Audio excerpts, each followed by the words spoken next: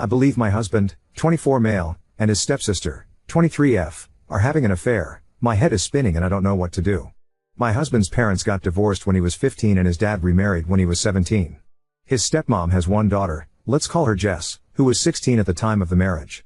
They all lived together for about a year and a half before he left for college, which is where him and I met freshman year. Our sophomore year, Jess began going to the same school as us. He introduced her to our friend group and she quickly became a part of it. They always seemed more like friends than siblings because obviously their parents didn't marry till they were older, but they'd sometimes refer to each other as bro and sis. Back then I sometimes got the vibe that she was flirting with him, but he never returned it and I just brushed it off as her personality and that I was being crazy. BC, no way that would happen. Fast forward to now, we all still live in our hometown and see each other pretty often. Jess is single and hasn't had a boyfriend in several years. Her and my husband are still very close. When we are all hanging out together, including their parents, if we're sitting on the couch she will sit right up against him, sometimes even put her head on his shoulder if he's showing her videos on his phone. I have always found it odd but again have brushed it off. Of course they aren't actually related but it would still be too taboo and weird, so I've never fully let myself have the suspicions. However, over the last 6 months things have been getting weirder. Both my husband and I's birthdays are in April and only a week apart, so over the last couple years we've kind of just combined them and celebrated both at the same time. We had friends and family over, and normally we also receive joint gifts, but this year, Jess got my husband something specific to him, fairly expensive gaming headphones and a watch, but nothing for me, and she also got him a card and wrote a decent amount in it. I didn't get to read it when we were opening things and then later on I couldn't find it. When I asked my husband where it was he brushed it off saying oh he must have accidentally thrown it out with its envelope, but the envelope was still with everything else on the counter. They've been texting a lot more and she's also been talking to me less. Remember, her and I have been friends for the last 5 years. Sometimes I'll see texts from her pop up on his phone screen and there will be emojis.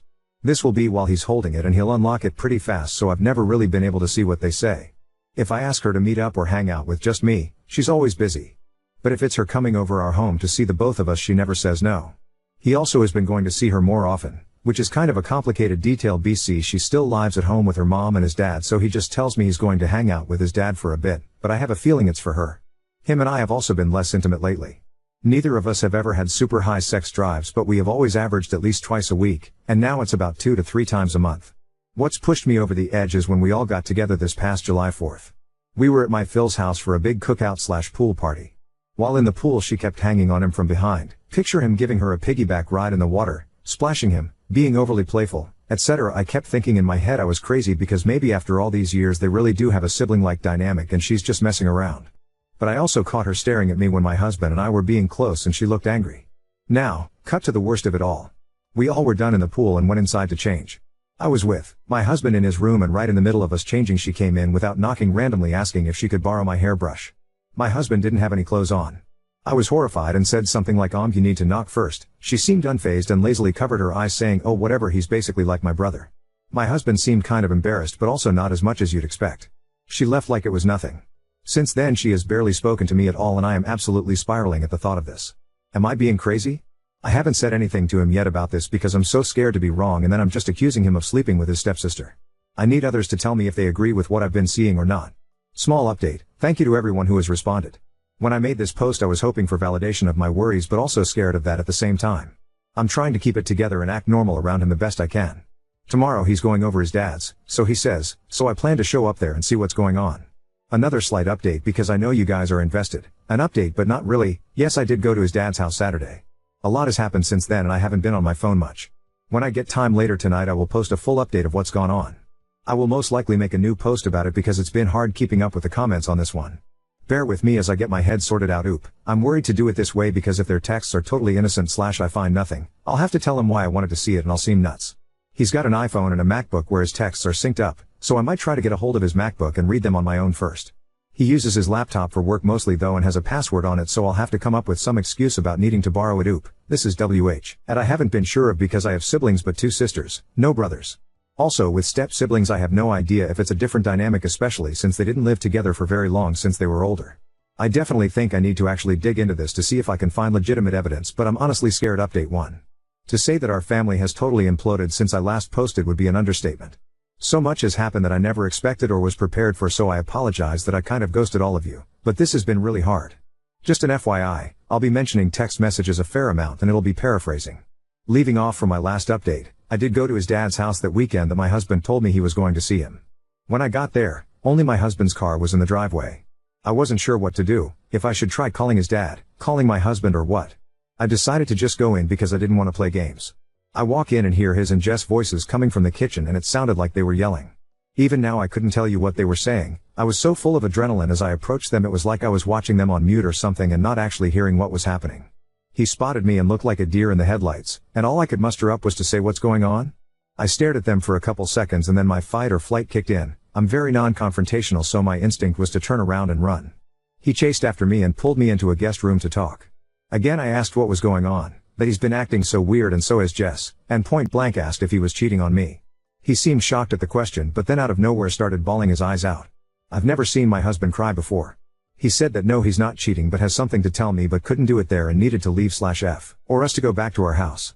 At first I protested and said no, I needed to know right then and there, but he still was having a breakdown begging me, so I agreed. We left his car there and drove home together in mine, but I sat in silence the whole ride as he cried and was trying to collect himself.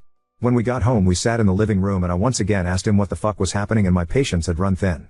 Then out came his word vomit. He told me that in college, our junior/Jess sophomore year, after him and a bunch of our friends had gone to a party, we were dating by this time but I wasn't there that night. I'd come home for the weekend to hang out with family that was in town, and he got really drunk. Our guy friends kind of ditched him to go hook up, so Jess offered him to crash on her couch for the night. Our school had on-campus apartments and she had a single BC, she was an RA. He said he woke up at some point after that, with his pants down and her on top of him, having sex. He told me at the time he felt out of it and didn't really get what was happening, and that's all he remembers was waking up and feeling it/seeing her. He then woke up again a couple hours later and she was asleep in her own bed, so he left and went back to his own dorm. He never told anyone. It took him a long time to even fully understand what had happened, and he felt like he couldn't tell anybody because 1, he felt ashamed and embarrassed, 2, he didn't think anyone would believe him, 3, he didn't want to be known as the guy that slept with his stepsister, 4, he was afraid of losing me, and 5, he was worried about his dad and if he found out that it could affect or ruin his new marriage and that his dad is so happy with his stepmom. He told me he basically just acted like nothing happened, even around Jess when we all hung out together. He said him and her never spoke about it or said anything until a couple years later, when him and I got engaged after graduation. She sent him a text essentially saying she loved him and thought about that night all the time and that why did their parents have to meet and get married, they could be together otherwise, etc. Essentially she is obsessed with him. Shamefully I will admit when he first told me all of this I wasn't sure what to think or believe, until I saw their text messages.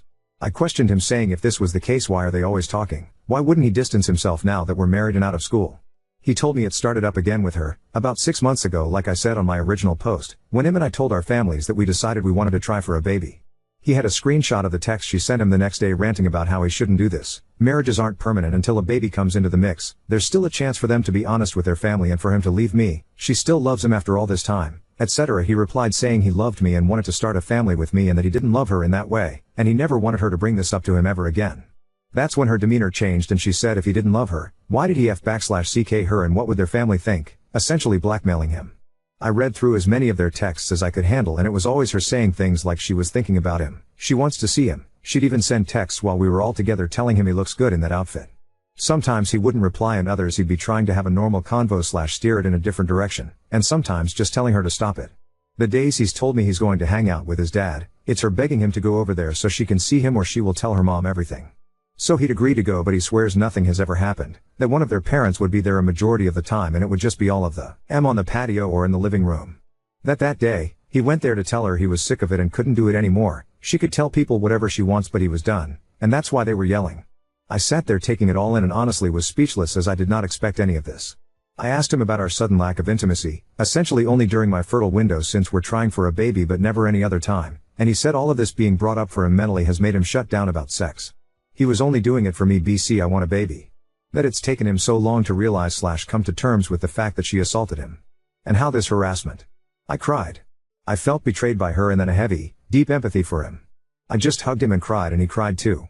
I told him he really needs to tell his dad because we can no longer associate with her in any way, and how can we manage that when she lives with him? At first he said no, he couldn't because he's worried they won't believe him and also doesn't want to ruin his dad's life because how could the marriage with his stepmom survive this? I told him I don't have an answer for that, he has to trust that his dad will believe him and I was also worried about her panicking after their argument and doing something crazy. He agreed to tell his dad and said he wanted to do it alone. The following weekend he met up with dad and told him everything, showed the text to him, etc. His dad believed him and like me was caught off guard and speechless. This led to him telling his wife and saying he was kicking Jess out, however his wife did not believe it. She claims my husband must have edited the text somehow, actual texts in the message app that you can scroll through, and it's Jess' number attached to the contact. Jess freaked out, saying none of it was true and he was the one who'd been harassing her. That's when my husband threatened to take it all to the police for an order of protection against her if she did not tell the truth, and she finally admitted to everything in an insane meltdown. His stepmom is horrified. His dad doesn't know if he can get past her not believing my husband and accusing him. We are currently in this weird limbo phase of the whole family on edge. Jess is still living there. His dad has demanded she leave and has given her 2 weeks instead of kicking her out on the spot in an attempt to try and salvage the situation with his wife. My husband and I are having lots of talks, trying to regroup. We've put trying for a baby on hold as he seeks therapy for this. He still is considering going to the police for the harassment. My heart is broken for him and also trying to come to terms with the truth, that Jess, who I've known for years, would do something like this. I was prepared to uncover an affair but never this. I'm not sure if there will be any more updates after this, maybe if my husband decides to pursue legal action. I want to say thanks to everybody who pushed for me to dig into my suspicions, otherwise this could have gone even further. I don't like to think of what could have happened. I probably left things out, so if people have questions I'll try my best to reply to comments. I've told him that he should because she's unstable. It scares me because she seems so totally normal, like this is the biggest shock of my life, learning her true behavior. And someone like that is totally unpredictable. He knows he needs to but is trying to mentally prepare, and I'm trying to not push him too hard because this has been a lot. I'm really hurt and overwhelmed. Her and I were close friends for so long, so I'm really battling how she betrayed him, but me too. And I also feel guilty for having this back thought of feeling lied to by him, when I know this wasn't his fault. He was assaulted and essentially stalked by her, so I in no way blame him, just trying to shake the feeling and hoping it fades. Now X story. Classmate repeatedly accuses me of physical absence, leading to multiple police visits due to my constant bruises from my visual impairment. I, 19 male, am in a nursing program. We do a lot of physical exams on each other to practice, which involves wearing shorts and tanks. It's important to mention I am permanently blind in one eye, am constantly running into walls, doors, railings, plants, people, animals, everything. As you can guess, I'm covered in bruised 90% of the time, on my blind side. In the course one day we were talking about signs of abuse and the teacher said constant bruising. I raised my hand and added that it's important to talk to the patient if they're an adult, before calling the police, as it could be something else. She asked for an example, so I rolled up my sleeve and explained that the bruises were from door handles of the school, which were varying colors and heights. She nodded and agreed. She said with children we call the second we suspect abuse. With adults we attempt to talk to them first, and if their reason seems veiled, we don't call. The lessons continued, and a weekish later the cops showed up to my door. They told me they got a report that I was being physically abused and I was always covered in bruises. I told them about my disability. They checked my home, talked to my family, saw no further signs, and I asked questions next. They got my address from the university because they take abuse seriously here, and when they talked to the university about me, the university was very concerned and just wanted to help me. After the police left, I talked to some people at the university, including a psychologist, just so they could be sure I had no mental signs of abuse. Then life went on. Well, I was still coming in the bruises every day, and one of my classmates came up to me. She told me our classmate Kay was telling people she was thinking about calling the police again because I'm still covered in bruises. I got my classmate's report right, T10 down, alongside a few others, and waited. Sure enough, police showed up again, same song and dance, but this time I told the university that Kay was using the police to harass me and I wanted something done about it. The university decided the best course of action was to move her from my labs to the other ones so she couldn't see whether I was bruised or not. She's now told me I'm an asshole and that she was just trying to help me, and I didn't need to mess up her whole university schedule. So Reddit, Ida edit, my posts were shared to r/EmpathyAngel, so maybe deleting my account if or when I get harassed, as every post I've seen on there usually seems to end in the being harassed, and honestly done with getting harassed by people I either don't know or barely know, so just warning y'all in case I do end up erasing everything. Edit to add, I am in fact a victim of past abuse, so to the people at r/EmpathyAngel already sending my harassment, I'm so sorry that a victim of abuse was struggling to figure out if they went too far or did what was necessary when I still haven't gotten my actual abuser arrested and just moved away from him because I felt bad telling people he was a jerk to me because he donated to charity and helped put people through university. I'm so sorry you only see it as blatant validation and not as what it really is, a side effect of my abuse story. So thanks for making me feel like a shitty person for feeling bad for making my abusers suffer when I genuinely have trouble recognizing what's abuse and harassment. Update 1. So anyways, it's been a bit since that post and I have big updates on her. I called her Kay in the other story, so let's stick with that. So anyways, I had previously gotten her removed from my labs. We still shared class, not lab. I figured everything was fine now and she'd leave me alone, but I was wrong. Not only was she spreading rumors that I was abused, but she called the cops again, apparently more than once as the other 2 times the cops said they had a report of abuse. This time they said reports. When I asked how many reports, they said that it was multiple people, so I don't know if others in class called or she had her family do so. I just don't know. They couldn't tell me who called due to privacy when it comes to reporting, to try and make sure abusers don't attack the reporters. Apparently my university had attempted to stop them when the cops spoke to them, but the cops had to check anyways, so they came after talking to the university anyways, and again we did the same song and dance. I told them I felt like someone was using the cops to harass me, and the cops took this. They said no one would show up again, and anyone that calls would now have their name taken down, and if they call after being told not to they'd be charged with harassment. Well, that was about a week ago, and someone continued calling, tried to claim a different name, didn't realize they record phone numbers as well. So Therese, your update on Kay. She called again, and again, and again until it got her charged with harassment as well as misuse of police resources. Not certain what's gonna happen going forward or if it'll be called to testify. I'm not certain what's happening, but I haven't seen her since I was informed that she's still called, which I found out from another classmate. Update 2. I need to explain that quite a bit of this is secondhand, because I luckily avoided the crazies. So basically, Kay does not know where I live, knows the general town, but nothing else. I did invite one girl in our class to my house to work on a project. She was the only person other than the university that knows where I live. Kay knows this, because her and girl who I'ma call Lily, are kinda not related. Lily's cousin is married to Kay's cousin, so they knew each other prior to the program but not really well, and Lily is also the one that told me about Kay still calling even after the police promised me they would know. He show up again, which they haven't. They just started taking down the numbers and keeping track of who called, when, and did they call after being told not to. So basically, Kay knew me and Lily were paired up for the project, knew Lily came to my house, did not know where the house was, or what it looked like, just that it was in a town X kilometers away from where they were. They also knew the town name via Lily's mom, so I got warned by Lily that Kay's mom was going to try to find me to get me to drop Kay's charges. I'm not the one charging her, the police are. I have not pressed any charges despite some people saying I should get a restraining order. Lily warned me, and I hid in my house and did not leave until Lily told me that Kay's mom had returned home. Kay's mom then proceeded to harass Lily in an attempt to get Lily to give Kay's mom my address so she could knock on my door instead of driving around aimlessly hoping to spot me. Lily refused, and deleted all texts between me and her to ensure that even if Kay's mom stole her phone, and somehow got past the password, that she would never get my address. Lily then informed the university of the situation, and had proof via texts, that the university had her print off and give to them, and the police, the university security are now watching for Kay's mom's car, and Kay's mom, security is informed that if and when I'm at school they are to escort me to and from my car. My car is also to be parked near cameras, by order of the university, until the situation dies down.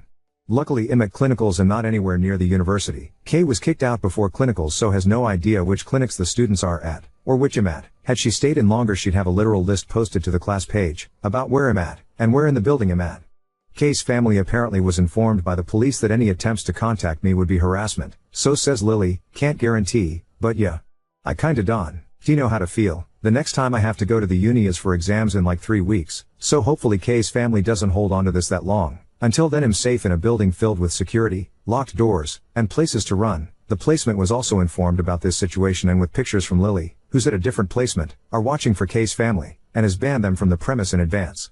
So yeah, if this goes no further I won't update anymore, but if it gets worse I guess I'll update after my exams and the HESI. Wish me luck because I'm gonna try to not stress too much about the case situation and focus on my finals and HESI, instead of that, but don't know how that'll go. Hope y'all are enjoying my mild suffering and it entertains you if only a bit, so that some good can come from this situation I can't believe I'm in right now. So, yeah, thanks again for the words of encouragement and kindness, some of you showed me during this insanity, and wish Lily some luck as she's being bombarded by her family to give Kay's mom my address, phone number, and doing her best to hold out on this, and making sure her phone is never out of her sight on the off chance she leaves it open.